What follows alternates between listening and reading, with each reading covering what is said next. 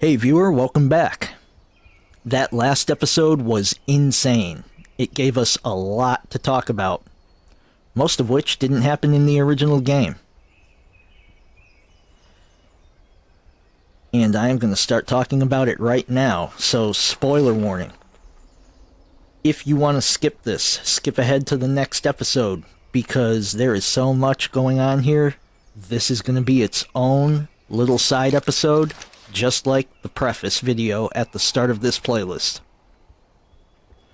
Now, I'm going to start with what I think is the climax of the last episode. The scene where Sephiroth takes complete control over Cloud. I don't even think it's a spoiler to say that Sephiroth took control over him. It was very well illustrated. We got a close-up of Cloud's face, where briefly Sephiroth's eyes overlaid over Cloud's. Cloud's facial expression and posture completely changed. And when he started attacking the Shinra grunts that were at the reactor, Cloud's movements were even almost one-to-one with what we saw of Sephiroth in the Nibelheim flashback.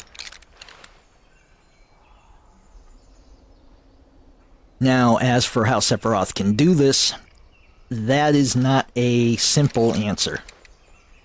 But I am going to simplify it as much as I can.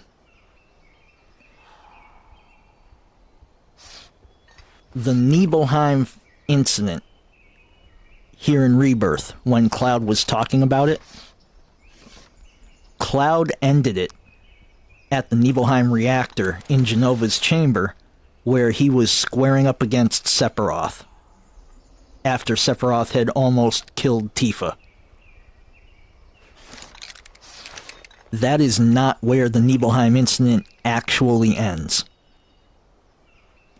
There are a few more things that happen, but even I am not going to talk about those because they are very likely going to be covered in detail in the final part of this remake trilogy. What I am going to say is, after everything is said and done, Sephiroth's consciousness is in the life stream. Now, if you watched the preface video, remember I said the life stream courses through the planet, and at certain points around the planet, it can manifest into pools of Mako. Essentially, the life stream is acting as a network for Sephiroth's consciousness to travel. Now, we also know Sephiroth is infused with Genova cells. Cells that possess an immense amount of psychic ability.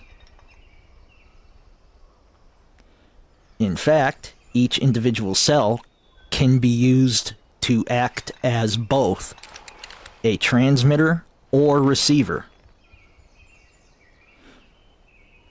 Which means Sephiroth can use the lifestream to broadcast his consciousness. And anyone with Genova cells, like the guys in the black robes, or Cloud, can receive Sephiroth's consciousness.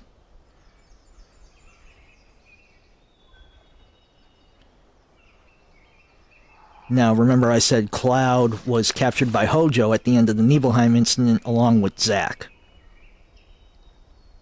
He was experimented on. I'm not fully sure about what Hojo did to him. I never really researched it. I don't know if that's even divulged anywhere. But let's say he was infused with Sephiroth genes. Those would have traces of Genova cells. Let's say he was infused with Zack's genes. Zack was a soldier first class, and Shinra's soldier program utilized Genova cells, Mako, and Sephiroth genes. So either way, Cloud has traces of Genova cells. And that is why Sephiroth is able to hone in on him.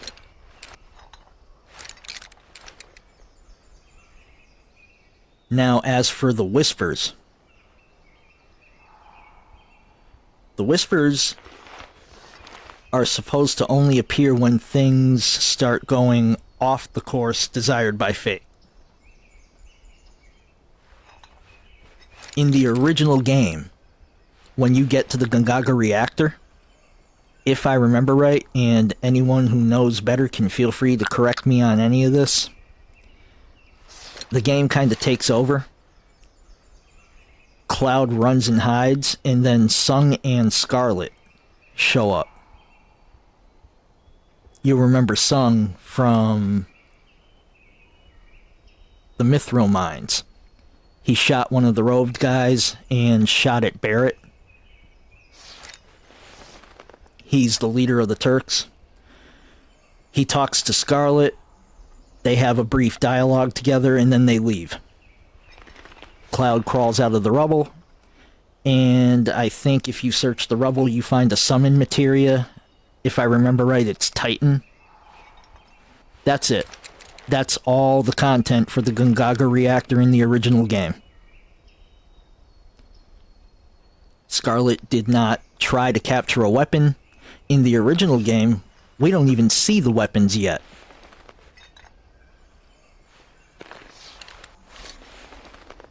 And I think Scarlet trying to capture one is where things were going off the rails. I think that's why the Whispers were showing up.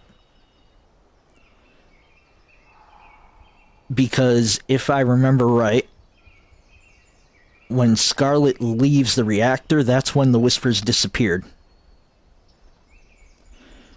Now, Sephiroth being in the livestream is why he can take control of a faction of the Whispers. And when we're in Tifa's livestream sequence, we see there are two. There are Whispers in black cloaks and Whispers in light gray cloaks. This is another thing that's very different from Remake. In Remake, there's only one type of Whisper up until you get to the end of the game, and you get in the Whisper Singularity, where you've got the Whisper Harbinger and this red Whisper, Red Rum, a green Whisper, Vindictive. I forget the yellow Whisper. The Whisper Power Rangers. And then Whisper Zordon that you fight after them. Aside from them, in Remake, all the Whispers are the same. Here, the black robes and the light gray robes, I am 99% confident are being derived from a supplementary novel or a work within one of the supplementary novels. Excuse me.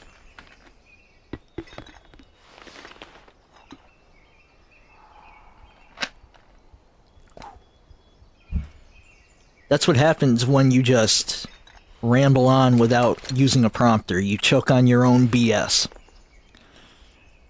In any case, the supplementary work I'm referencing, I heard about back when I had first started Remake. Some people on Final Fantasy VII Remake groups online were talking about it. It's called Lifestream Black, Lifestream White. Lifestream Black alludes to a portion of the lifestream controlled by Sephiroth.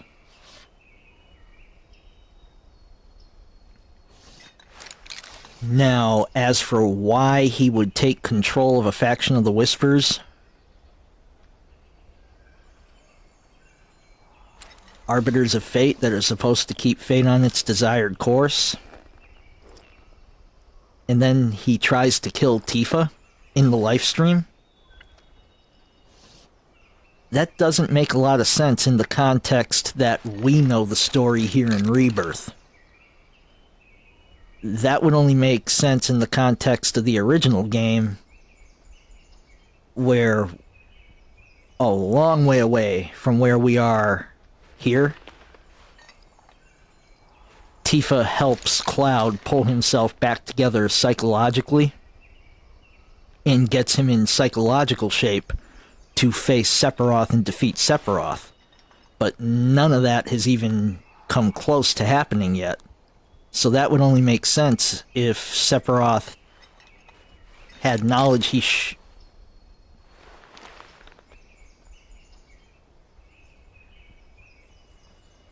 kind of like how Aerith had knowledge she shouldn't have at the start of Remake.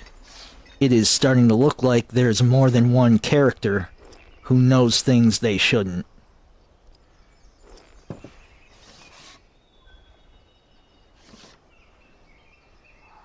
Now, like I said, Lifestream Black alludes to the part of the Lifestream controlled by Sephiroth.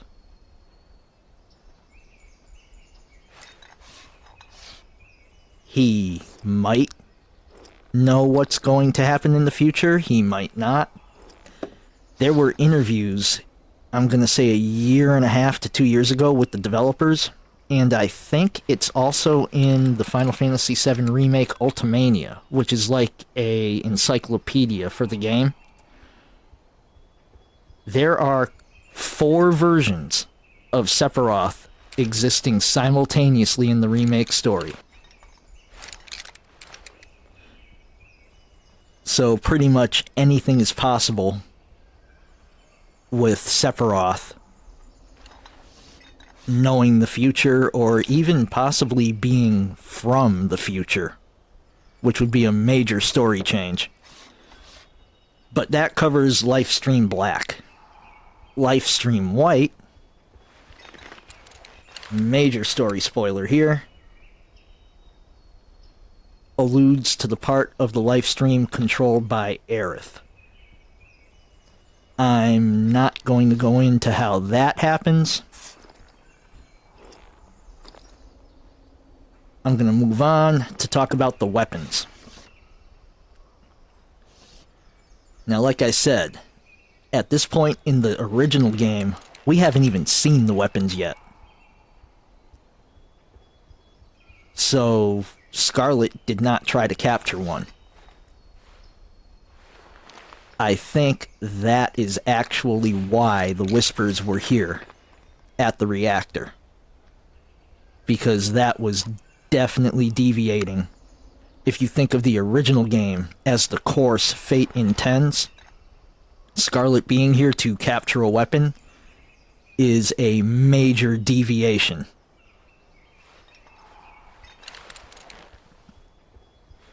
Now also, in the original game, the weapons were not whales.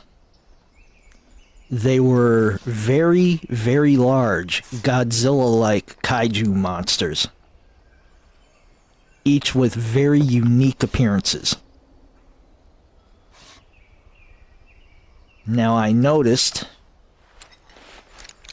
the weapon that swallowed Tifa, the crests along its head and fins and body were blue. There's another weapon that swims alongside it where its crests are kind of purplish, pinkish colored. I'm pretty sure the blue one is Sapphire Weapon, and I think the other one is Diamond Weapon. Anyone who knows everything about the original game can correct me if I'm wrong.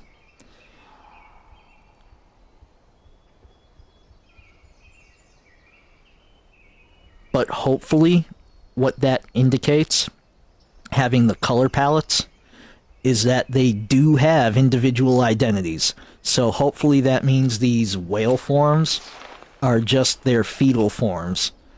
And at some point in the third game, we're going to see them evolve into the kaiju monsters they're supposed to be. One last thing that did not happen in the original game. Tifa's whole Lifestream sequence. Just as a side note, because it's not as integral to the main plot in Rebirth as everything else that's happened, the reason I think we got Tifa's Lifestream sequence here is because in the third part of the game, there is going to be another Lifestream sequence remade from the original game.